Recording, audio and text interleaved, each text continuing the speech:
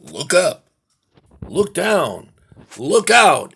It's Romans, and they're everywhere. Romans, Romans, Romans, from Britannia to Dacia. The Romans were Roman. Hello, everyone. This is Iggy for Iggy's Toy Parade and Soldier Review, and I have a fun treat for you today. I was in storage the other day, and I found a box that said 132 Romans, and I thought, well, wait a minute. I thought I had showed you all my Romans last time. Well, I found another box of Romans, and actually, I was kind of surprised because I didn't know I had these. Some of them are Unimax, Legends of History or Historical Legends, Forces of Valor, and the others are Timpo Toyway. Now, I couldn't find a lot of information about Toyway online. I do know that Timpo Toys was started by a German immigrant to Britain. I believe he was actually an Austrian Jew who fled Nazi Germany to Great Britain, and he started Timpo Toys. And Timpo went out of business in 1978. It seems like a lot of the toy powerhouses folded up in the 70s or were bought out by larger toy companies, such as Hasbro and Mattel. Um, the Timpo Toyway Romans that I purchased, they're factory painted, and they came with a base that you could glue them onto. And there was 10 poses, 3 with the segmentata armor. There was 2 with spears. They don't look like a pilum. The tip of the spear is too large to be a pilum. Um, what else can I say about these? There's 2 spears, 3 with armor. They're in interesting poses because normally you get toy soldiers with them like thrusting their gladius forward. Only 4 of them have shields, but it is nice to have 10 different poses. A lot of times when you buy a figure set, there's like 6 poses. So to have 10 different poses is pretty cool. Now, I mentioned that there was the Forces of Valor. I have 2 centurions on horseback, and then I have 4 equestrians, and then there's 2 Romans uh, with their gladius and shield to the front. And I bought 2 sets of these Toyway Romans. One came with a base, and the others I purchased didn't have a base, and I had to make my own. And I think those are these over here. Give you a close-up of that, and you can see that I made these wafers. I think I made these, or maybe I bought them because they're too perfectly shaped for my abilities. Anyway, I painted the base and glued them on there. And what I would like to do is show you each one because these are a nice addition if you don't have these already. So let's start looking at them. Okay, I won't spend too much time on each one because I have something else I wanted to show you that I found in storage that I completely forgot that I had. This one is an archer, so he'd be considered an auxiliary to the Legion. He's reaching for his... Sorry, I got my hands in the way there. Reaching for an arrow. I thought that was a nice pose. And here.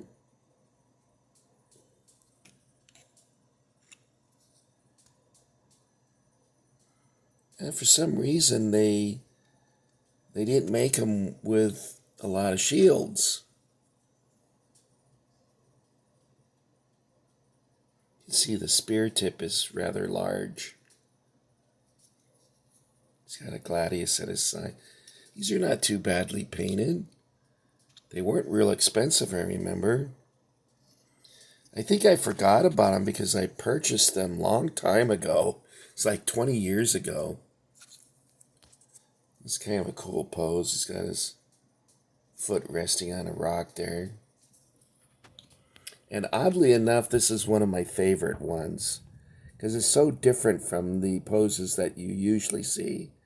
So that's why I like this one so much. Now, I've showed you the Unimax in my last video about Romans, but I'll give you a close-up of them real quickly. And this one over here.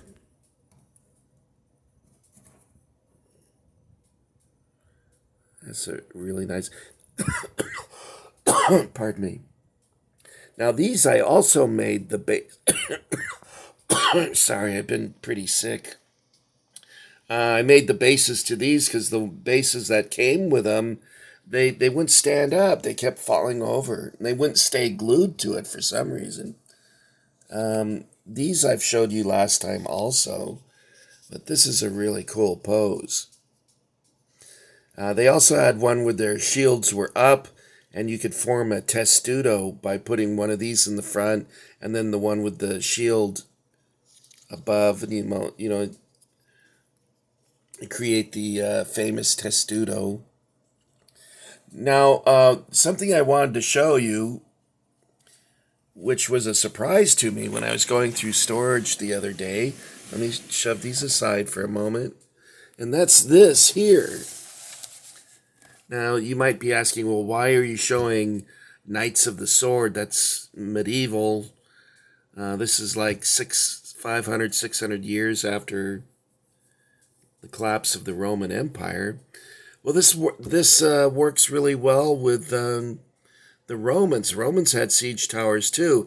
Now, what you could do to camouflage this to make it look like a Roman era is get a piece of string, tie it around, and again, and place tissue, squares or rectangles of tissue, paint them brown to simulate like leather. Because what the Romans would do is they would put these hides on the side of the siege tower to protect the troops inside from missiles and from burning objects. Lindy Beige is a historian. He did a video on flaming arrows, and he said that probably wasn't a thing like it is in the movies. Because, in the movies it looks pretty cool. But he said that it probably wasn't a thing back then. Anyway, let's take a look at this. I bought this in 1989. I remember that. I had taken a trip to England with my wife, who said I never took her anywhere, which is kind of funny. Anyway, that's an inside joke. And I bought it at a place called Ricky's Toys and Hobbies, and I have no idea where that is. I don't remember that place at all. But look how expensive it is. $19.89, $32.99. It's like $50 today. I can't believe my wife let me buy this. Anyway, she was pretty cool with my hobbies. A lot of women are not that understanding, and Denise was very cool about... In fact, she bought me some of my most treasured items in my collection.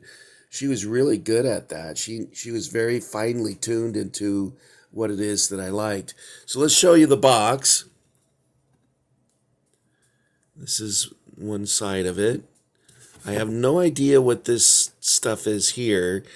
I tried to figure it out. There is instructions inside the box for what that is, but I have no clue. I didn't bother really investigating that. Here's the other side.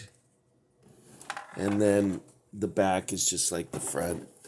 But when I opened the box, I was really surprised to find something other than a siege tower.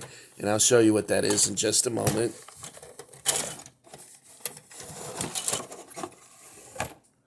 Okay, here's the siege tower. Let me move the box out of the way. It has a ramp that you can put forward onto the battlements so your troops can come out. Okay, but what did I find inside? I open it up and I go, what is this?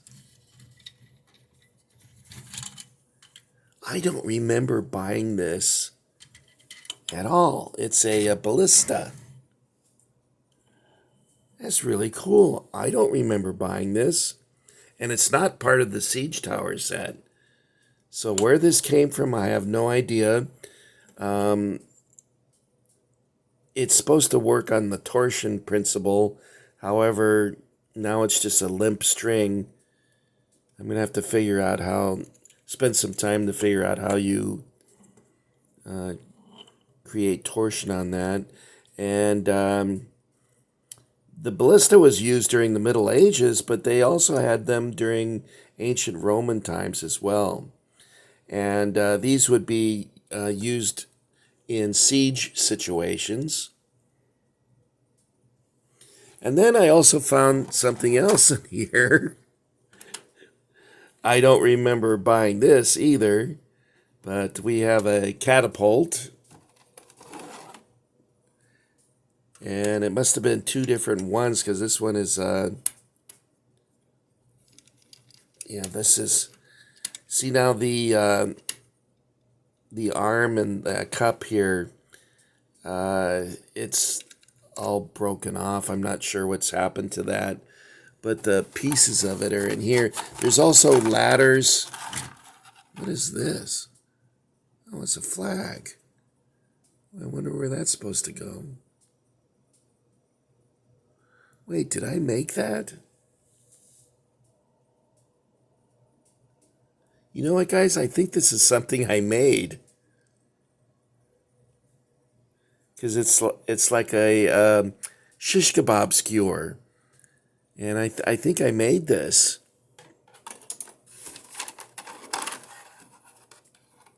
And it comes with ladders. Anyway, let's put some soldiers.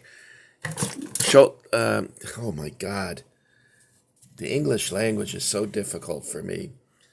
So let's put some dudes in here.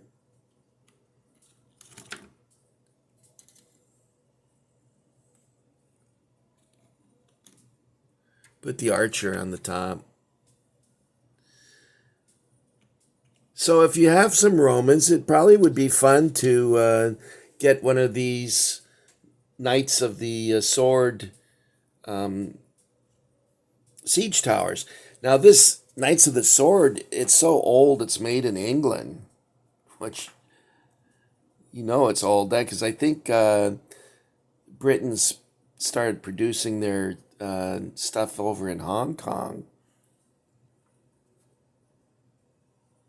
And I couldn't find a date on the box. I mean, it says, oh wait, is that? I say to you, I can't find a date, and immediately I see this, 1987. I bought this in 1989, so that sounds right. It probably sat on the shelf at $32.99. It probably sat on the shelf for a long time. Anyway, that's what I got for you this time. More Romans. This is Iggy saying thank you for getting Iggy with it. And I hope all of you are feeling well. I'm doing okay. I have just a little bit of cough. It's fine. It'll go away. So next time, next episode, I'll cover maybe some dragon figures. I was thinking about doing Sergeant Steiner from the book Cross of Iron by Dragon Toys. Okay, you guys, that's it for me. Thanks for coming along. Thanks for getting Iggy with it. I'll see you later. Goodbye.